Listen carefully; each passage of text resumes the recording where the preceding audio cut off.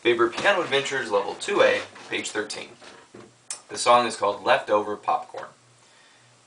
I want you to look at the top of the page of this song. There's a symbol. This is called the natural sign. This sign cancels sharps or flats. Let me explain. Look at the bottom bar on the page, or the last bar. First measure. We play a sequence. It starts on G and our fourth finger on F sharp. Now you'll notice the F sharp, there is another F in that measure. And that one has the natural sign in front of it. Normally the rule is if we have a note that's sharped and we see that note again in the same measure, then it's still sharped. And they won't draw another sharp there. You're just supposed to remember that that one was sharped before in that measure. But when we have a natural sign in front of that note, it means we're not going to sharp it, we're going to just play a regular note. The natural note, okay? So if it was F sharp and they put an F natural, we're going to play F. And that's the natural sign and why they have it. Alright, we're going to play through the song. There is some shifting in this piece, which I'll talk about after I play it. Let's find our positions. 2 black keys, middle C, C, D, E, F, G. Left hand, 2 black keys, find C, D, E, F, G. Alright, let's listen to the piece.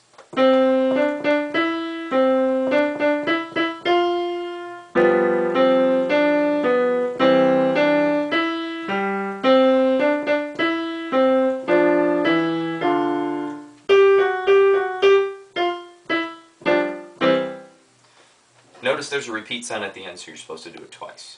Now let's talk about the shifting in this piece.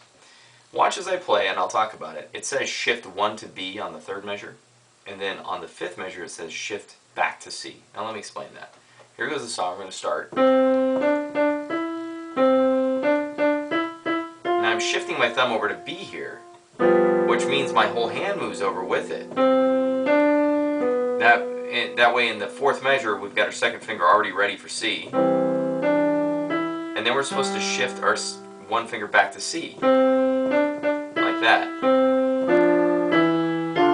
Now when you shift back, let's look at that for a second. So I'm going to start back when we shift to B. So my thumb comes over to B, and my hand comes over to a new position. Now when I get here, I'm going to use that 4th finger to pull my hand up, and then I shift back into this position. Okay? So try to use the planted finger to pivot your hand over. Okay? Like that. And that's how you shift down to B and back to C and so forth. So that's what they're talking about there.